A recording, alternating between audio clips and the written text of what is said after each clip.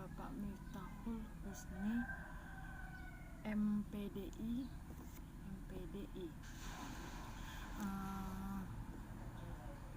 Perkenalkan, nama saya Mia Audina dari Fakultas Tarbiyah dan Keguruan dari jurusan PGMI. Di sini Mia akan membuat video untuk memenuhi tugas UTS Mia.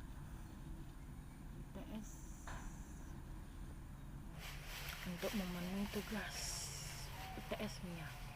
Baik. Ya, di sini Mia akan menjelaskan tentang urgensi ibadah dalam Islam. Yang pertama-tama Mia ingin menjelaskan tentang pengertian tentang ibadah. Ya, ibadah yang berasal dari abada ya'budu, yang berarti beribadah atau menyembah. Ibadah adalah menyembah kepada Allah atau tunduk kepada Allah. Secara bahasa, ibadah berarti taat, tunduk, menurut, mengikuti, dan berdoa sebagaimana yang tercantum dalam dalil Allah surat Al-Zariyat ayat 56. Wa ma khalaqtul jinna wal insana illa liya'budu, yang artinya aku tidak menciptakan jin dan manusia kecuali untuk menyembahku. Dalam dalil ini, dalam dalil surat ini yang mendasari bahwasannya tujuan menciptakan manusia adalah hanya untuk beribadah kepada Allah. Beribadah merupakan rangkaian perbuatan yang disukai Allah, karena ibadah adalah pengajian ketakwaan, mengakui bahwa tidak ada Tuhan selain Allah dan Nabi Muhammad adalah utusan Allah. Hakikat ibadah: 1. Kesadaran bahwa dirinya adalah makhluk ciptaan Allah. 2. Kehidupan di dunia ini sementara. Di sini Mia akan menjelaskan yang kedua. Yang kedua adalah macam-macam ibadah. Yang kita ketahui ibadah makdah. Yang kita ketahui ibadah makdah itu adalah ibadah yang sudah ditentukan cara mengerjanya, kapan mengerjakannya, waktu mengerjakannya, yang sudah tercantum semua di dalam Al-Quran. Yang contohnya tuh kayak sholat 5 waktu. Sholat 5 waktu kan udah ditentukan waktunya, waktu dan kapan, cara mengerjakannya. Kayak misalnya kayak waktunya tuh zuhur jam 12. Pokoknya kalau kedengaran azan itu sudah waktunya zuhur. Kalau waktunya asar, maghrib, isya, subuh. Kalau lah sudah azan, itu namanya waktunya untuk sholat 5 waktu. Itu kan caranya, kapannya udah ditentukan, sudah tercantum di dalam Al-Quran. Contoh lain tuh seperti puasa Ramadan. Kalau puasa Ramadan kan kita ketahui puasa Ramadan diharuskan harus bulan puasa Ramadan di hari pokoknya sudah tercantum di dalam Al-Quran.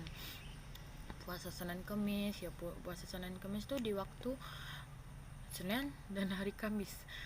Sudah tuh zakat tuh pas, kadang kalau sudah puasa kita zakat boleh aja, pokoknya dia harus kan zakat, dan lain-lain, masih banyak contoh lain. Yang kedua, ibadah gasro makdah, yaitu yang kita ketahui itu ibadah yang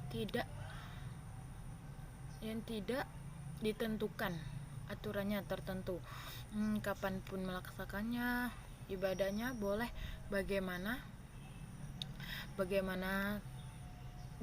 cara melaksanakannya. Ibadahnya boleh cara gimana aja, yang penting aturan-aturannya tuh tercantum dalam Al-Quran. Kayak membaca Al-Quran itu kan contohnya tuh kayak membaca Al-Quran tuh kan itu kan tidak ditentukan kapanpun kita akan membacanya dan waktu kapan kita membacanya. Hmm, Cara melaksanakannya ibadah di mana-mana boleh.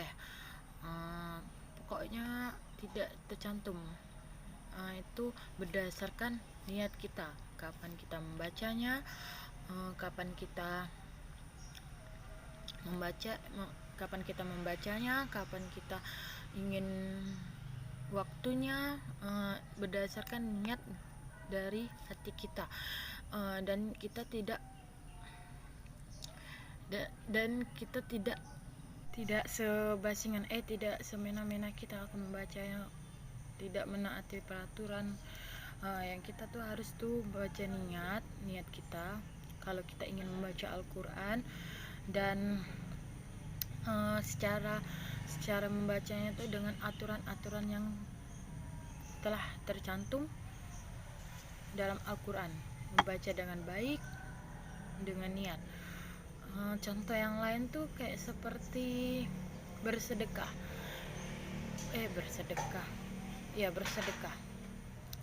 Bersedekah tuh kan tidak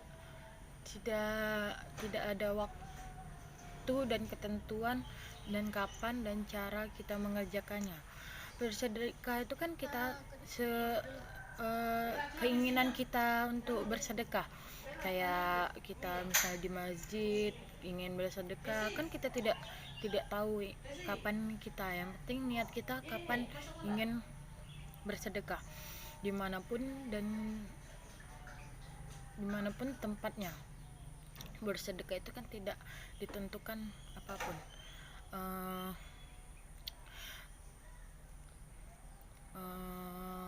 Pokoknya bersedekah tuh tidak ditentukan cara. Menurut ada bentuk-bentuk ibadah. 1. Bentuk ibadah secara vertikal. Bentuk ibadah secara vertikal kepada Allah yaitu hablum minallah, seperti yang dibahas tadi, seperti sholat, zakat, puasa, membaca Al-Quran, yaitu itu merupakan bentuk ibadah kita yang secara vertikal kepada Allah. Yang kedua, bentuk ibadah secara horizontal, yaitu hablum minanas, yang merupakan ibadah yang dengan manusia dan sesama. Contohnya tuh kayak cara kita memuliakan sebuah tamu, yang apabila ada sebuah orang yang mampir di rumah kita, dengan cara kita bersapa dengan baik, sopan, dan kepada orang itu kita harus sopan santun kepada orang-orang yang kita temui, kayak misalnya ketemu di jalan, dimanapun tempat, kita harus berkomunikasi dengan sopan dan baik. Adapun hal-hal bagaimana ibadah yang diterima oleh Allah, ibadah yang harus sesuai dengan ketentuan yang sudah disyariatkan oleh ajaran Islam.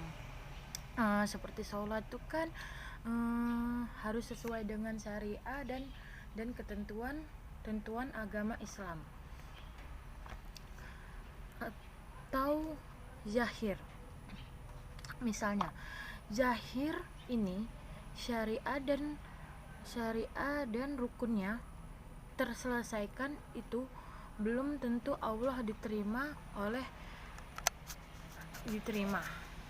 Allah, karena memang ada yang batin, dan batin ini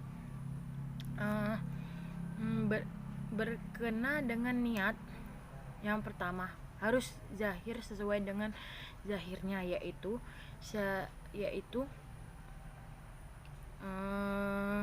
syarat dan hukumnya. Kemudian sesuai dengan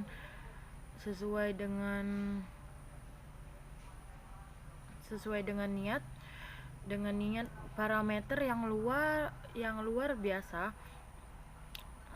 menentukan apakah ibadah kita diterima atau tidak oleh Allah Subhanahu wa taala. Sebagaimana hadis gerak-gerak yang ada di sholat sebenarnya itu khilafiyah, itu memang yang dilakukan Rasulullah, di mana dalam aktivitas banyak macam-macam yang dilakukan sesuai hadis Rasulullah yang mendukungnya, sesuai dari tangannya sampai ke telinga, tangan hanya sebatas dada. Itu semua dalil dan itu semua pernah dilakukan Rasulullah SAW. Semua itu bukan hal-hal prinsip yang membatalkan sholatnya. Perbedaan itu untuk memudahkan umatnya mana yang lebih baik, memudahkan untuk dikerjakan, artinya perbedaan hal-hal yang prinsip-prinsip tetap membedakan khilafiyah, bahkan perbedaan selagi dengan empat mazhab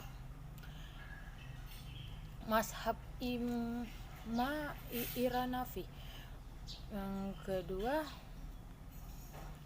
Hanbali, yang ketiga Syafi'i, yang kelima Mahid,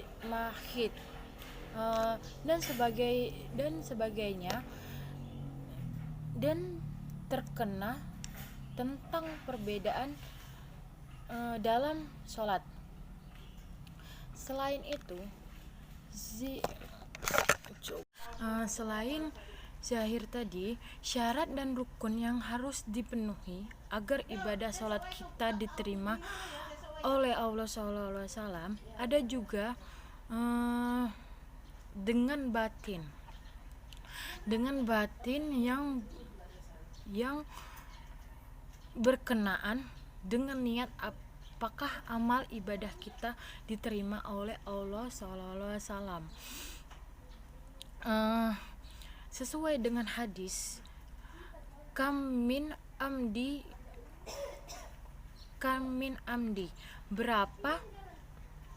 berapa banyak amal-amalan ya tasaro amalin wasunya amdi akhirah, itu adalah amal-amalan yang berbentuk akhirat, mempunyai nilai beribadah, yaitu amalan-amalan makdah, yaitu menjadi yaitu amalan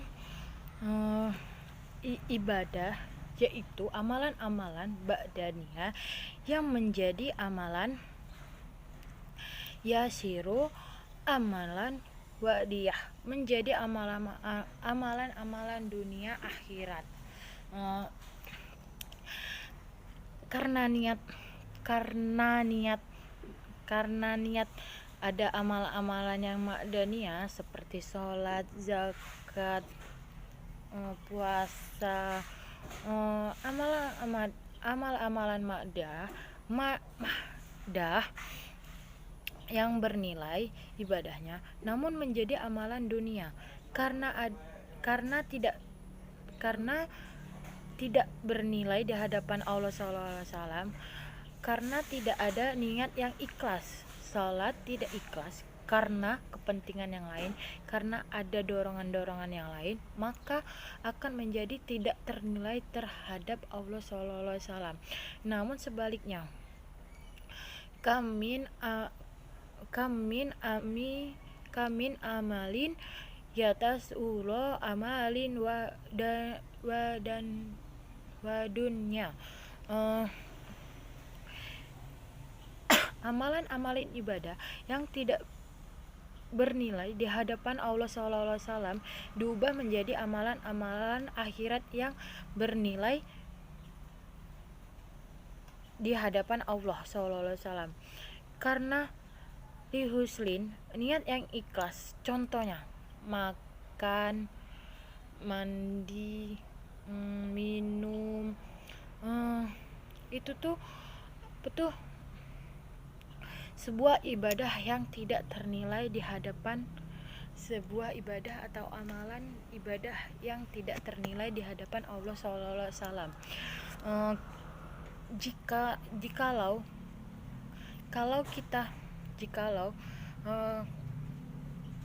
kita niatkan dari awal, misalnya kita mau makan, niat kita berdoa dulu, fardukan lillahi ta'ala, kayak mandi, kayak minum, segala hal. Kalau kita niatkan dari awal, kita pasti akan mendapatkan